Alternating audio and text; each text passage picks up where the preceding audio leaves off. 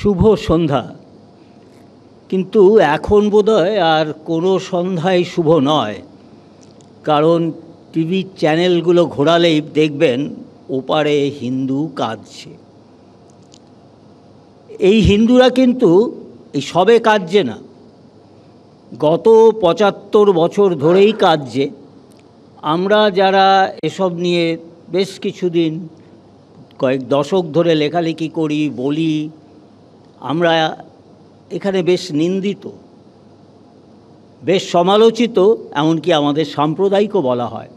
একদিক দিয়ে কেমন যেন একটা ভালো লাগছে যে এখন সারা পৃথিবী বাংলা দেখছে যে বাংলাদেশে কি হয়। খুব খারাপ লাগছে, একটু আগেই যে বলা হলো, চিন্ময় ঘোষের আইনজীবী রবীন্দ্র ঘোষ আমার খুব ব্যক্তিগত বন্ধু, তিনি প্রচণ্ড আহত, বেশ বছর দুয়েক আগে আহত হয়েছেন একটি অ্যাক্সিডেন্টে। তিনি সেই সুদূর ঢাকা থেকে চট্টগ্রাম চলে যাচ্ছেন, কালকে গিয়েছিলেন।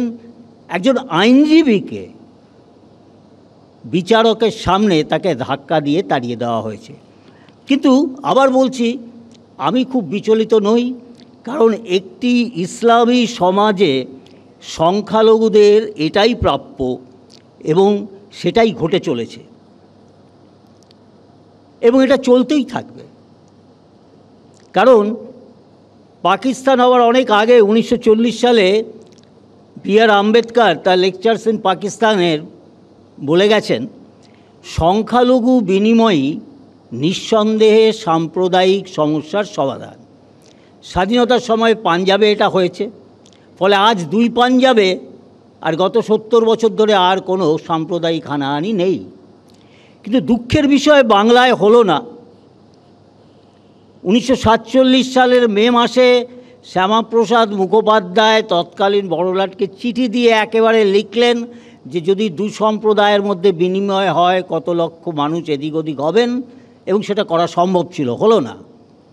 1950 সালে যখন আবার পূর্ব পাকিস্তানে গণহত্যা শুরু হলো, দলে দলে উদ্বাস্তু আসতে থাকলো, প্রসঙ্গটি সংসদে উঠেছিল, কিন্তু পণ্ডিত জওহরলাল নেহেরু হেসেই উড়িয়ে দিলেন। ফলে পশ্চিমবঙ্গের ভবিষ্যৎ সেদিন থেকেই অন্ধকার। এবং এই যে উদ্বাস্তু, তারা কিন্তু এদিক ওদিক দুদিকেই যাচ্ছে না, একদিক থেকেই আসছে আসছে আসছে, ৭৫ বছর ধরেই চলছে। এই উদ্বাস্তু আসা শুরু হলো পশ্চিমবঙ্গে। উদ্বাস্তুদের নিয়ে অনেক আন্দোলন হলো, বামপন্থীরা বড় আন্দোলন করলেন। কিন্তু তারা একটা বিষয়ে নজর রেখেছেন, এখনও উদ্বাস্তু নিয়ে আন্দোলন করব, শিল্প সাহিত্য করব, কিন্তু কেন উদ্বাস্তু হলো সেটা বলা যাবে না। এর পোস্টার বয় হচ্ছেন ঋত্বিক ঘটক, উদ্বাস্তু দরদি চিত্র পরিচালক, অনেক ছবি করেছেন আপনারা জানেন। কিন্তু খুব সজাগ হিসেবে কোনোদিনও বলেননি কেন এরা উদ্বাস্তু হলেন। এবং এই নিয়ন্ত্রণে গত প্রায় 70 বছরের বাংলা শিল্প সাহিত্য চলচ্চিত্র সব চলছে। এবং যখন তারা ক্ষমতায় এলেন বামপন্থীরা পশ্চিমবঙ্গে, বামপন্থী সরকারের শিক্ষা বিভাগের একটি সার্কুলার, নাম্বার আছে, চাইলে কেউ দিয়ে দেবো, তাতে স্পষ্ট ভাষায় বলা হলো, Muslim rule should not attract any criticism, destruction of temples by Muslim invader and rules should not be mention. Fake নিউজের মতো বাংলায় গত 70 বছর চলছে ফেক ইতিহাস। এবং তার জন্যই আজকে কিভাবে মন্দির ভাঙা হচ্ছে, কিভাবে হিন্দুদের অপর অত্যাচার হচ্ছে দেখে খুব বিচলিত হচ্ছেন। আমি খুব একটা বিচলিত হচ্ছি না, আমি জানি এটা আরও অনেক দিন চলবে, যতদিন ইসলামী সমাজে সংখ্যালঘুরা থাকবে। যাই হোক, পূর্ব পাকিস্তান ছিল, পাকিস্তান নামটার উপর একটা আমাদের কিছু একটা সেন্সেশন হয়, কিন্তু কোথা হইতে কি হইয়া গেল, দেখবেন মোহন সিরিজে গল্পে থাকে, দস্যুর পিস্তল কোথা হইতে কি হইয়া গেল মোহনের হাতে চলিয়া আসিল। হঠাৎ 1971-72 বাংলাদেশ হইয়া গেল। এবং আমাদের এখানে তখন একটা ন্যারেশন চলল যে দুই বাংলা, এপার বাংলা, বাংলা ভাষার। কিন্তু এর আগে 71-এ যখন বাংলাদেশ হবার ব্যাপারটা চলছে, পাকিস্তান মনে করেছিল পশ্চিম পাকিস্তানের এরা, এ সংক্রান্ত বইপত্রও আছে, মুনতাসির মামুনের লেখা আছে। তারা মনে করলেন এই হিন্দু সমাজের অস্তিত্বই পূর্ববঙ্গের বাংলাভাষী মুসলমানদের দূষিত করছে। অতএব তারা বাঙালি হিন্দু গণহত্যার পরিকল্পনা নিলেন। একটা উদাহরণই যথেষ্ট। এই আমাদের সীমান্ত থেকে খুব বেশি দূরে নয়, খুলনার চুকনগরে 20শে মে 1971 একদিনে 10 থেকে 12,000 বাঙালি হিন্দুকে হত্যা করা হয়। এই যে এত বড় 25 থেকে 30 লক্ষ হিন্দু গণহত্যা হলো, তা নিয়ে পশ্চিমবঙ্গ এখনও মাথা ঘামায় না। এখানে কোনো তাদের জন্য কোনো স্মৃতিস্তম্ভ নেই। এখনও পাকিস্তান এসে পশ্চিমবঙ্গে খেলে যায়, ট্রেড ফেয়ারে থাকে, তাদের শিল্পীরা গান গায়। আমরা এখনও বলতে পারলাম না যে পাকিস্তান যতক্ষণ দিন না সরকারিভাবে আমাদের কাছে ক্ষমা না চাইবে, ততদিন পাকিস্তানের কোনো রকম প্রবেশাধিকার পশ্চিমবঙ্গে নেই। আমরা সেই ফেক ইতিহাস নিয়ে চলেছি। যাই হোক, এই বাংলাদেশের এই ঘটনার পর প্রায় 1 কোটি উদ্বাস্তু চলে এলেন। ইন্দিরা গান্ধী ছিলেন, তিনি 13 দিনে বাংলাদেশকে পূর্ব পাকিস্তান জয় করলেন এবং কয়েক হাজার ভারতীয় সৈন্য প্রাণত্যাগ করলেন। এটাই হচ্ছে মুক্তিযুদ্ধ। মুক্তিযুদ্ধের অনেক গল্পগাথা বাংলাদেশে ছড়ায়, সেগুলো সবই গল্প মাত্র। এবার বাংলাদেশ হয়ে গেল। এবার শুরু হলো নতুন ন্যারেশন, ওপার বাংলা এপার বাংলা, আমরা ভাই ভাই, বাংলার আত্মীয়তা, এবং একটা আরও বেশি মিথ্যে কথা ছড়ানো হলো, খুব প্রতিষ্ঠিত মিথ্যা, যে বাংলাদেশ তৈরি হয়েছে বাংলা ভাষা সংস্কৃতির বিরুদ্ধে। সম্পূর্ণ মিথ্যা কথা। মনে রাখবেন যে ভাষা আন্দোলন আমাদের 21শে ফেব্রুয়ারি এখানেও পশ্চিমবঙ্গ হয়, যার সঙ্গে পশ্চিমবঙ্গের কোনো সম্পর্ক নেই। সেটি 1954 সালে শেষ হয়ে গেছে। 1954 সালে পাকিস্তানের অন্যতম রাষ্ট্রভাষা বাংলা, যাদের কাছে পুরনো কাগজপত্র, আমরা একটু বয়স বেশি, পোস্টকার্ড থেকে ডাকটিকিট থেকে সব সরকারি জিনিস বাংলায় ছাপা হতো। পশ্চিম পাকিস্তানের বিশ্ববিদ্যালয়গুলো করাচি বা লাহোরে বাংলা বিভাগ ছিল, পড়া হতো। পাকিস্তানের বাংলা ভাষার ওপর কোনো বিরূপতা নেই। বিরূপতা বাংলা ভাষায় হিন্দু প্রভাব নিয়ে, যেটা সবসময়। তো যাই হোক, বাংলাদেশ হলো, কিন্তু এটাও মনে রাখতে হবে বাংলাদেশ হলো আওয়ামী লীগের 1970 সালের নির্বাচনী জয়। তো আওয়ামী লীগ কী বলে, কী প্রতিশ্রুতি দিয়ে নির্বাচনী জয় করেছিল? তাদের 6 দফা দাবি ছিল। সেই 6 দফা দাবির মধ্যে কোথাও বাংলা শিল্প সাহিত্য ধর্মনিরপেক্ষতা কিচ্ছু ছিল না।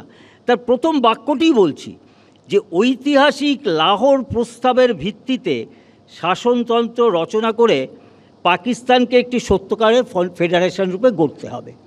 কারণ এই যে বাংলাদেশ হলো, এই বাংলাদেশ হচ্ছে লাহোর প্রস্তাবের বাস্তবায়ন।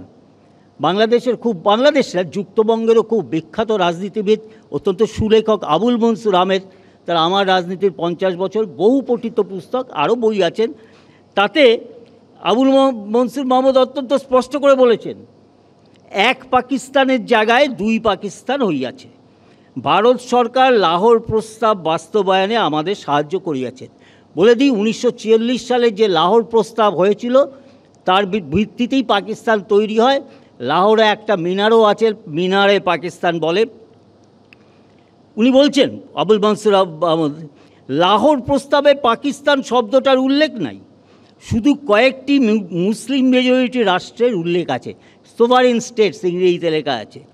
তার মানে রাষ্ট্রের নাম পরে জনগণের দ্বারাই নির্ধারিত হওয়ার কথা। পশ্চিমা জনগণ তাদের রাষ্ট্র নাম রাখিয়াছে পাকিস্তান, আমরা পূরবীয়ারা রাখিয়েছি বাংলাদেশ। এতে বিভ্রান্তির কোনো কারণ নেই। এই হচ্ছে বাংলাদেশের বুক, এটি আরেকটি পাকিস্তান মাত্র। সুতরাং আওয়ামী লীগেরও যে 6 দফা দাবিতে কোথাও বলা নেই যে আমাদের পাকিস্তানের ইসলামী সংবিধান পাল্টে দেব। এর ফলে যারই শাসন হোক না কেন, মুজিবুর রহমান, শেখ হাসিনা, এরশাদ বা বেগম জিয়া, হিন্দু নিধন, হিন্দু অত্যাচার একটা ইসলামী সমাজের সাধারণ কাজ। এটা সারা একেবারে সেই আফ্রিকার লিবিয়া থেকে শুরু করে এই পর্যন্ত একই ব্যাপার, কোথাও কোনো সংখ্যালঘু নেই।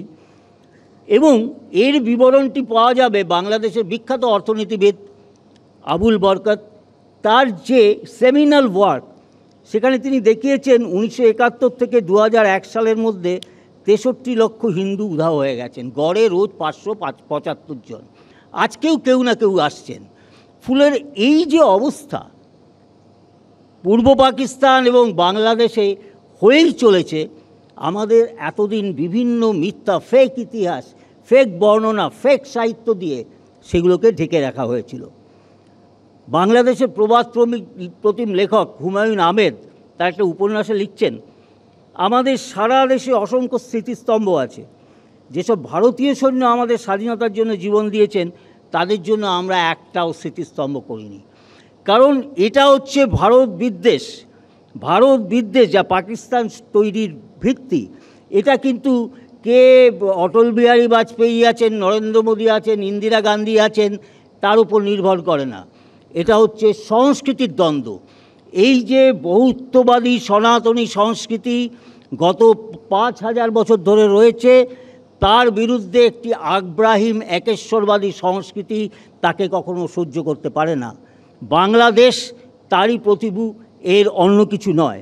তার ফলে আজকে ইউনূস সরকার এসে যা করছেন, সেটা সেই যে তখন পাকিস্তানি সেনারা শুরু করেছিল হিন্দুদের সমস্তভাবে নিঃশেষ করে দেওয়া, ইউনূস সরকারই সেই কাজটাই আবার নতুনভাবে নতুন উদ্যমে শুরু করলেন। কিন্তু আমাদের পশ্চিমবঙ্গে এতে কী এসে যায়? কিছু নয়, উদ্বাস্তু আসতে পারেন। আমাদের পশ্চিমবঙ্গের মধ্যেও সেই মৌলবাদীরা সবচেয়ে সজীব। মনে রাখবেন, তসলিমা নাসরিনকে বাংলাদেশ থেকে এসে মৌলবাদীরা তাড়ায়নি কলকাতা থেকে। কারা তাড়িয়েছিল? বাম জমানায় বামপন্থী মৌলবাদীরা তসলিমা নাসরিনকে তাড়িয়েছিল। তসলিমা আজকে সারা ভারতে ঘুরে বেড়ান, বিভিন্ন অনুষ্ঠানে যান, কিন্তু পশ্চিমবাংলায় কেউ তাকে ডাকতে সাহস পায় না। কারণ পশ্চিমবঙ্গ ধীরে ধীরে পরিণত হয়েছে পশ্চিম বাংলাদেশে। এবং সবচেয়ে দুঃখের ব্যাপার যে বাঙালি, হিন্দু বাঙালি সমাজের, যেমন বেশ কিছু রামকৃষ্ণ মিশনের নাম করে বলি, তারা এখনও সজাগ নন। তাদের কোথাও কোনো বক্তব্য দেখতে পাচ্ছি না এই নিয়ে। এবং তার থেকেও যে বড় কথাটা আমি যে কথা বলে শেষ করতে চাই, যে আমি এতক্ষণ বাঙালি হিন্দু বলেছি কারণ বুঝতে সুবিধা হবে। মনে রাখতে হবে, ভাষা দিয়ে কোনো জাতি হয় না, এটা রবীন্দ্রনাথ লিখে গেছেন। স্প্যানিশ বললেই সেই স্পেনের লোক নন। মেসি স্প্যানিশ বলেন, তিনি স্পেনের লোক নন। ইংরেজি বললেই ইংরাজি নয়। সুতরাং বাংলা মাতৃভাষা হলেই সে বাঙালি নয়। তাহলে কে বাঙালি? সেই বাঙালি যার মাতৃভাষা বাংলা এবং 5000 বছরের ভারতীয় সংস্কৃতিকে যিনি তার নিজের উত্তরাধিকার মনে করেন। বাকিরা কেবলমাত্র বাংলাভাষী মানুষ। বাংলাদেশিরা বাংলাভাষী মানুষ, তারা কোন উপাসনা পদ্ধতি করেন তা নিয়ে আমার মাথা ব্যথা নেই। সুতরাং আজকে আমাদের পশ্চিমবঙ্গের সামনে এই বিপদটা ভয়ঙ্কর।